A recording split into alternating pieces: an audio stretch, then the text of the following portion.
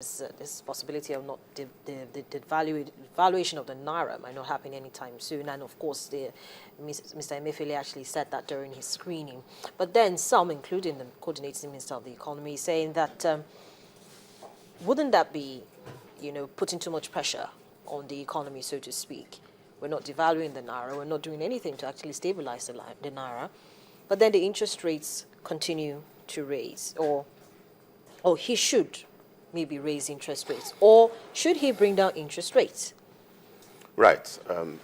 Speaking about the need to devalue the naira or not to devalue the naira, one has to consider what the pressures are from the international financial environment. Much of the pressures that Nigeria is facing from the international financial environment are short-term volatility in liquidity. You don't respond to temporary liquidity swings with a permanent response. So this is a temporary problem, so you put temporary measures to cope with whatever shortfalls in liquidity from the international environment. So the approach of using Nigeria's external reserves to stabilize the naira is the correct approach. Because the problem you are trying to solve is temporary. So now, in terms of reducing the interest rates or increasing the interest rates, a few months down the road, you will see a situation in which Nigeria's external reserves can increase as it did between 2004 and 2007. And in that kind of environment, you will face more of a pressure for the naira to appreciate, not for the naira to depreciate. We saw the naira appreciate between 2004 and 2007. After the next 6 months, we might see it again. And where you have the tendency for your currency to appreciate, you are not talking of raising interest rates at all. Because if you have an appreciating currency, you are likely to have deflation. You have inflation falling, towards zero. In such an environment, you don't raise interest rates, you cut interest rates. Okay. So you should expect, that in the beyond the next half year or so, you should begin to see interest rates, trend strongly downwards in Nigeria. Okay. Now, let's look at, because there's been so many calls for that devaluation of the currency. In the eventuality that the naira is devalued, and then all the global forces that we see coming into play, or the macroeconomic variables that we see coming into play, that is giving cause for, that pressure we're seeing on the external reserves, and then we're seeing people calling for the reduction or for the devaluation of the rest of it. What happens if the situation normalizes, for instance, and then we've devalued our naira? Well, if you devalue, the problem with devaluing, the reason why you shouldn't devalue, is that if you devalue, you are likely to create a crisis of confidence. That some other people are going to lose confidence in the ability of the Nigerian government to maintain a stable value for the currency, and therefore they are going to take a position against the naira. So if you devalue, you are going to create second-round reactions among investors, and you might create a crisis that the government will be unable to manage. So you do not want to create a crisis of confidence. As long as you have enough reserves to stabilize the naira, you want to use the reserves to stabilize the naira. And with oil price for the Bonny Light above $100, you should have the reserves with which to Yeah, so that's what I'm saying. In the eventuality that, looking at pressure from all angles or some angles, the CBN Governor now, Mr. Emefiele, decides that, okay, let's go ahead. Let's devalue the naira. Well, the last time such a decision was taken was 2008, late 2008. And the oil price was at $45 a barrel. The Nigerian government had no choice but to let the naira move. We are not anywhere near such a region. So I do not think that Nigeria, should consider devaluing the naira at all. There's no need. I mean, at oil price of over $100, and you a major oil exporter, Saudi Arabia is not even debating it, So any major oil exporter at this time should be able to cope. The other African countries that do not have as much, export proceeds have long devalued their currency, with associated loss of confidence, in their markets. Nigeria is the beneficiary of that. Nigeria has been able to maintain its currency. Nigeria should continue to maintain its currency. Because if you erode confidence in your own ability to stabilize your currency at this moment, it will take years before you rebuild such confidence. Now, other areas of expectations, particularly banking reforms and the cashless policy. Now, we know that in some other states, like 5 or 6 states, the cashless policy is supposed to kick off July 1. So he's coming in to meet that.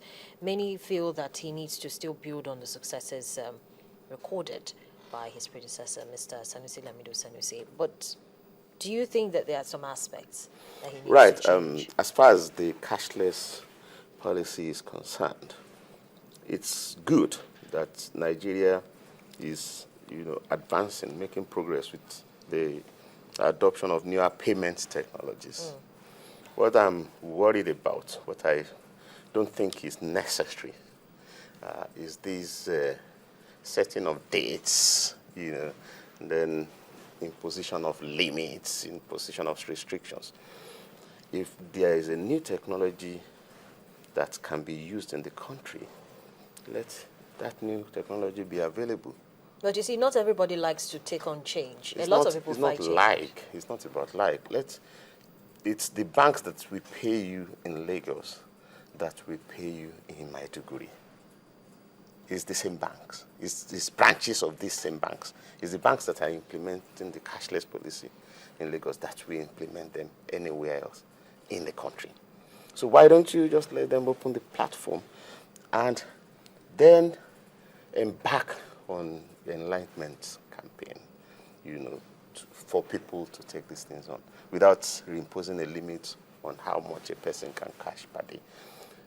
Nigeria is not going to be the first country to adopt, these electronic payment instruments. Yeah, but then, Dr. Teriba, Nigeria is the first country that is going to be saying that because you now have these instruments, you can't do this anymore, you can't do that anymore. Well, I think we should have some higher regard to individual liberties. No, Dr. Teriba, encourage the adoption of the new technology and encourage the adoption across the board without necessarily imposing any deadline, July 1. Why not today?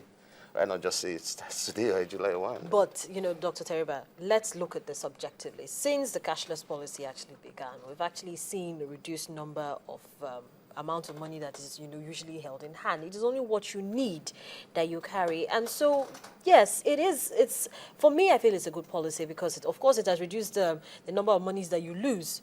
When you want to use any particular amount of money, you just go to the ATM, withdraw what you want, or you use the POS to do your service. We're trying to promote as much as possible the number of, the amount of cash in circulation. Well, that's what the CBN says. No, I'm not saying that it's not a good development. I'm saying that the development is good. But I do not see the reason why the adoption has to be phased, given that it's the same 20 banks that are going to operate this policy in Lagos that will operate it across the country. You could adopt it across the country at once. So this date, it's going to come to this place, that date, I don't see it. And then you don't have to restrict the use, people's ability to access their cash just because you now have a new technology. That's what I'm saying. Okay. So it's a good development, but all those penalties, all those limits and so on, I do not think is fair to the individual cash holders. What about banking reforms? Well, banking reforms, you don't fix what's not broken. The banking reforms we've seen in the ballot has been to fix, banks whose activities were no longer sustainable. So I do think that sufficient progress has been made, in the past. Madam Lamido, Sanusi Lamido, was highly credited for the reforms he undertook within a year or so of he coming into office. And I believe that the surveillance, then since, had ensured that you don't have a situation where this banking system goes back to what he inherited. So I do think that. Okay, so at this time, Mr. talking of- Emefiele coming in, he shouldn't be thinking about any new reforms, for the banking industry. Well, he will have facts that you and I don't have, so I cannot prescribe what he should be thinking about or what he should not be thinking about. You should look at the books, and if there are problems, you should tackle them. I'm just saying that the level of confidence in what's happening in the banking system is a bit higher than it was when Malam Lamido, Sanusi Lamido, took over. When he was taking over from Professor Soludo at the time, many people were not comfortable. They thought that there were things that needed to be known that were not known. I don't think we are in that kind of situation right now. That's all I'm saying. Now, the Asset Management Corporation of Nigeria is actually still on ground. It's going to be around for a couple of years. And Mr. Emefiele comes in at a time when it seems as if since AMCON is having issues with some, well, according to Mr. Mustafa Chikobi, objectors to the sale of Main Street Bank Limited. Now, with all these unresolved issues around the banks and looking at how instrumental or how important it is to ensure that the process is smooth for all parties concerned, how best do you think, or would you advise that he deals with this matter coming in? Well, the Central Bank Governor himself is constrained, by, if you have a case that is in court, you are not about to suggest that if the court rules in one way, the central bank should act in another way. So if matters are in court, I think we should just wait for the outcome, of the court rulings. The central bank will itself need to comply with court rulings, so let's wait and see how the disputes are resolved. So, in other words, Mr. Emefiele is actually going to hit the ground running and looking at all the policies that are already on ground, he should continue to run with those policies, or he should drop some, modify others, and just keep going. Right. If we sum up, in the manner in which you are attempting to do, at the time that Mr. Emefiele is coming in now, the pressures in the international financial system is less than we've seen in the last 2-3 years. All the pressures we have seen on the currency has abated, and you should expect that in the next 6 months we should return to a very stable international financial climate, similar to the ones we saw in the Soludo days in 2004 to 2007. So exchange rate discussions will be less of the usual. You will see the naira appreciate, and you will see interest rates drop.